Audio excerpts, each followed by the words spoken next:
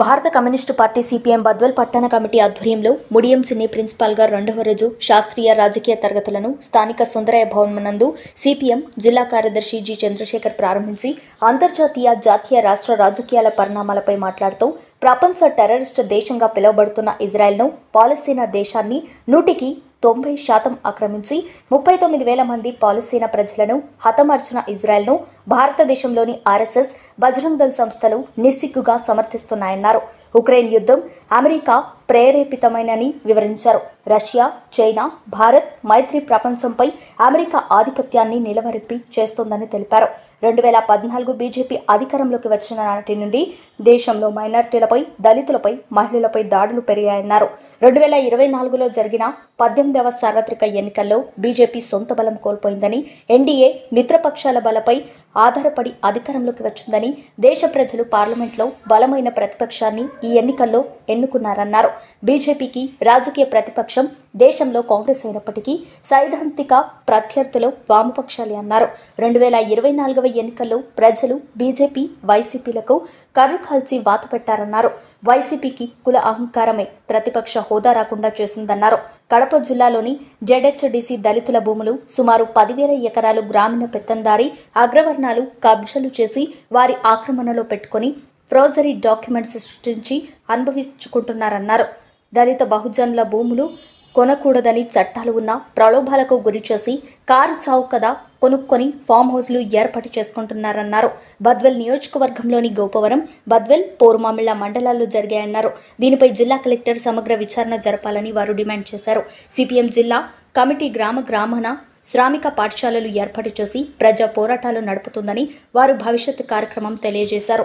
దేవుడు అంటున్నారా, నన్నేమో పాడదని తిడుతున్నారా, ఆడపిల్లనమ్మా నేను ఆడపిల్లనాని, బాధపడకమ్మా నీవు దిగులు చెందకమ్మా, చదువు సందే పలక బలపం బట్టి నేను బడికే పోతుంటే, ఆడపిల్ల అయినందుకు ఓయమ్మ చదివిందుకంటున్నారా, ఓయమ్మ సంజెందుకంటున్నారా, చదువుల తల్లి సరస్వతి దేవి హాడది. అయితే ఇసుక మాఫీ, భూమాఫీ, లిక్కర్ మాఫీ, లేకపోతే ఇక రకరకాలైనటువంటి అవినీతి కార్యక్రమాలు పాల్పడి ప్రజలు ప్రతిపక్ష కూడా హోదా ఇవ్వకుండా తీర్పిచ్చారు. టీడీపీ కూడా ఆ బాటలోనే నడుస్తే వైసీపీ పట్టిన గతే టీడీపీకి కూడా భవిష్యత్తులో పడుతుందని చెప్పి ప్రజలు ఆ రకమైన తీర్పు ఇస్తుందని చెప్పి సిపిఎం పార్టీకి హెచ్చరించదలుచుకున్నాం. జి చంద్రశేఖర్, సిపిఎం జిల్లా కార్యదర్శి, కడప. భారత communist party, Marxist, CPM Badvel పట్టణ కమిటీ ఆధ్వర్యంలో శ్రామిక పాఠశాల నిన్న ఈరోజు జరుగుతూ ఉన్నాయి. ఈ సందర్భంగా రాష్ట్రంలో నూతన ప్రభుత్వం ఎన్డీఏ తెలుగుదేశం పార్టీ నాయకత్వంలో ఏర్పడింది. ఎన్నికల ముందు టీడీపీ ఎన్నికల వాగ్దానంగా రాష్ట్రంలో దాదాపుగా 300,000 కోట్ల రూపాయల ప్రభుత్వ భూములు వైసీపీ ప్రభుత్వ కార్యాలయాలకు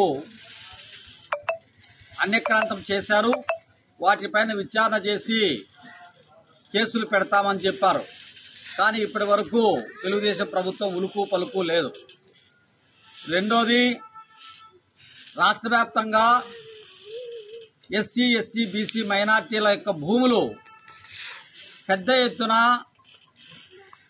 ఆనాటి అధికార వైసీపీ ప్రభుత్వ పెద్దలు కబ్జాలు చేశారు.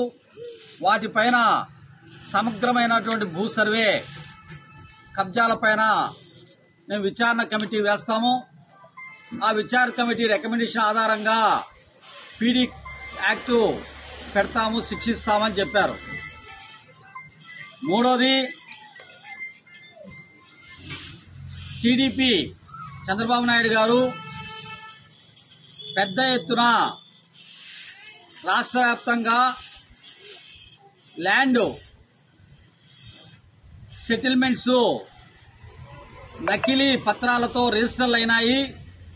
వాటిపైన విచారణ చేసి ఆ రిజిస్టర్ని రద్దు చేసి ప్రభుత్వం స్వాధీనం చేసుకుంటుందని చెప్పారు.